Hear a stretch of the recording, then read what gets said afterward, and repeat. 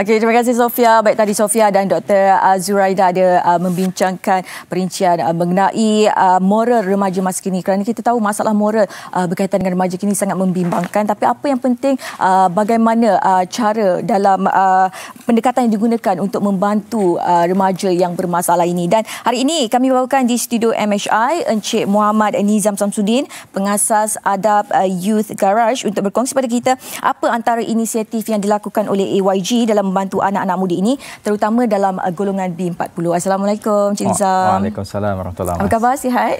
Alhamdulillah sihat.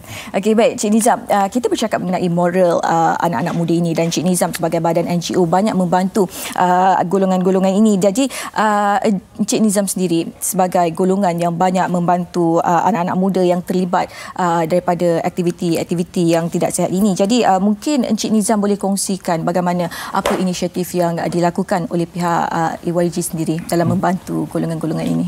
Baik, terima kasih Mas.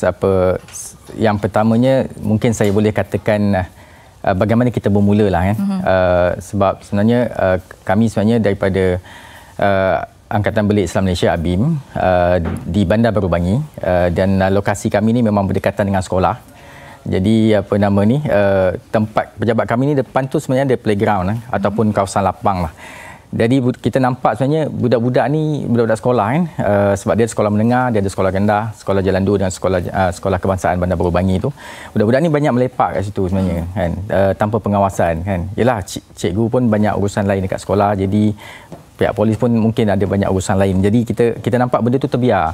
Jadi nampak budak-budak ni dia lepak kat situ, nanti kan dia berkapal kat situ depan mata kita kan. Dan lepas tu ada sampai satu tahap tu dia boleh bergaduh antara dua tim. Ni tim A, ni tim B, lepas tu engkau dah masuk kawasan aku kan. Macam tu lah.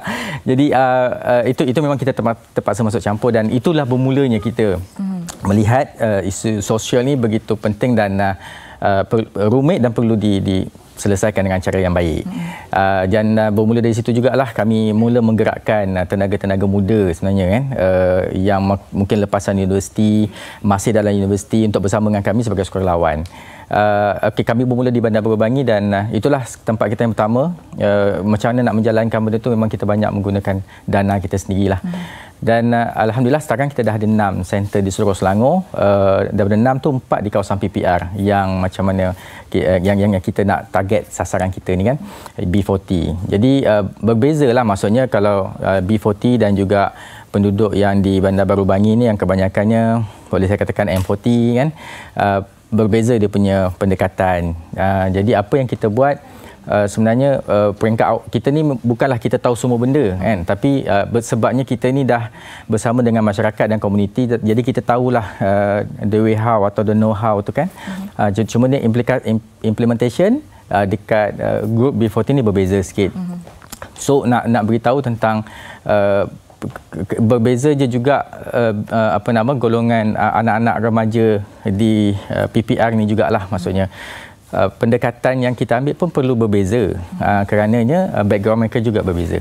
Jadi macam doktor kata tadi, mungkin doktor boleh nasihatkan anak supaya lebih behave kan, jangan terlalu banyak komplain kan, dan itu bukan perkara yang mudah untuk kita buat.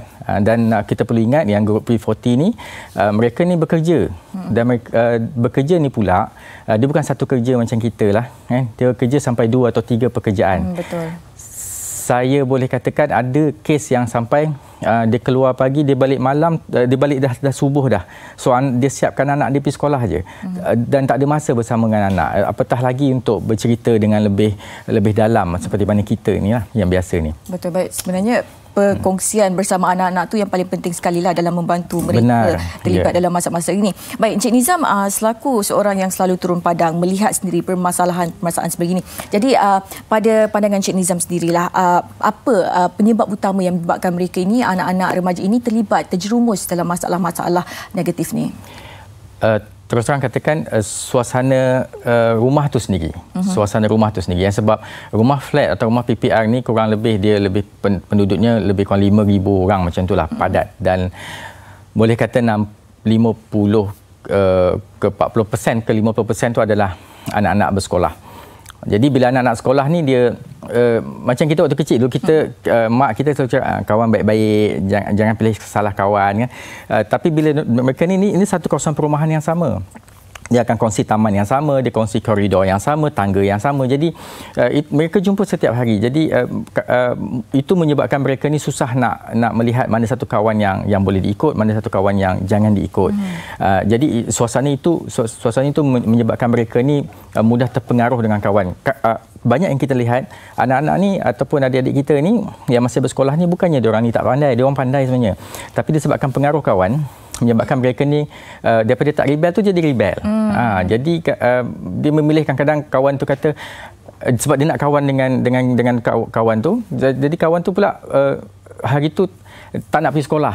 Jadi takkan kawan aku nak pergi sekolah, kawan aku tak nak pergi sekolah kan. Jadi dia terikut lah. Jadi dia terikut kat luar tu nanti itu jadi masalah. Bila dia lepak dekat mana-mana, dekat mamak lah, dekat sisi lah kan, dekat taman kan dia merokok, nanti kan dia mula naik motor dengan kawan-kawan, nanti dia belajar macam-macam kat situ. Betul. Jadi pendekatan yang kami buat sebenarnya jangan sampai ada masalah. Jadi kita buat prevention lah kan.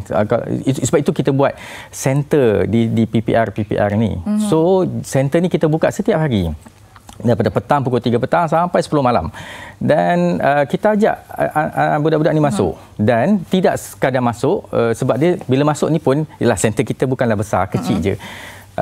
Jadi bila masuk anak-anak kecil ataupun budak-budak sekolah mungkin darjah 5, darjah 6 tingkatan 1. Jadi abang-abang dia ni yang yelah abang kan, takkanlah aku nak kawan dengan budak. Jadi orang tak akan masuk. Jadi apa yang kita buat, kita akan buat aktiviti di luar, main futsal dengan diorang, kita buat aktiviti camp dengan diorang kan. Jadi okey, maaf. Sekarang ni kita berada pada fasa pandemik COVID-19. Sepatutnya aktiviti-aktiviti luar seperti itu tak boleh dilakukan. Adakah Encik Nizam ada mengadakan apa-apa kelas online dan sebagainya? Definitely. Sebenarnya COVID ni memang membataskan pergerakan kita lah. Dan adik-adik kita ni memang dia WhatsApp abang-abang kita. Oh, nak beritahu dekat center kita ni kita ada 2 pekerja belia yang memang kita gajikan. Sebab kita tak nak NGO ni banyak ni touch and go. Kita tak nak macam tu. Sebenarnya kita perlu ada attachment. Kita kena ada engagement dengan komuniti. Sebab itu kena ada 2 orang pekerja belia. So pekerja belia kita ni bukan sekadar engage dengan adik-adik atau student-student kita ni. Tapi dia engage juga dengan komuniti. Jadi bila COVID ni berlaku, kita limitkan pergerakan. Maksudnya sebab selalunya kalau masuk satu hari tu lebih kurang 40 orang. Ramai. Ya, ramai. Jadi kalau dalam keadaan ruang yang kecil, sebab kita ada carom, kita ada pingpong, game board, macam-macam. Kita ada komputer, internet semua kan. Tapi bila COVID ni kan kita kena buat social distancing, SOP yang ketat. Jadi akhirnya kita kena fokuskan pada yang betul-betul orang panggil sensitif dalam keadaan sekarang. Contoh adik-adik kita yang sedang belajar di sekolah, terutama yang dalam SPM. Saya sangat kesian dengan mereka sebab dan kami pun merasa yang mereka sangat tertekan dalam keadaan masa berubah-ubah. Kita tak salahkan sesiapa. Inilah masalah COVID yang sedang melanda dan kita pun tak tahu akan datang jadi macam mana. Jadi kita kena support diorang. Whatever happen sekalipun, kita kena support diorang. Dengan cara macam mana?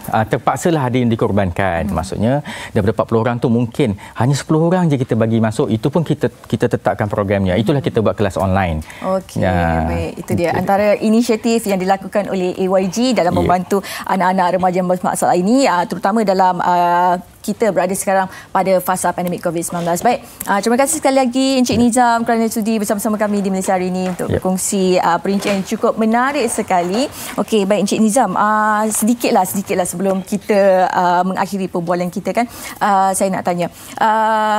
Baik, adakah contohnya lah kan kanak-kanak ini, mereka ni selalunya kalau nak berbual dengan ibu bapa, berkomunikasi dengan ibu bapa agak terbatas kerana ibu bapa tak semuanya akan tanya kepada anak-anak apa khabar hari ini, buat apa, sihat ke tak sihat. Selalunya komunikasi antara anak-anak dan ibu bapa adalah dah makan, bagaimana, itu saja. Jadi secara ringkasnya Encik Nizam, adakah Encik Nizam melihat perkara ini menjadi salah satu punca kenapa kanak-kanak ini, anak-anak remaja ini bermasalah? Ya, sebenarnya sentuhan ibu bapa ni sangat penting lah. cuma nak beritahu kenapa mereka ni tak boleh nak buat, sebab sebenarnya B40 Group ni dia bukan bermasalah dari segi pendapatan semata-mata. Mereka ada masalah latar belakang mereka juga, ada yang gantung tak bertali, ada yang tak tahu mana asal usul mereka. Jadi soal family ni memang, family tie ni memang sangat penting lah dalam keadaan sekarang ni kan, dengan gadget yang terlalu banyak. Anak-anak kita ni memang terdedah dengan semua tu, tapi human touch tu kurang. Sebab itu human touch tu sangat penting lah bagi kami. Penting kan sebenarnya hubungan kekeluargaan tu sangat penting. Baik. Itu dia. Terima kasih sekali lagi Encik Nizam kerana sudi meluangkan masa bersama kami.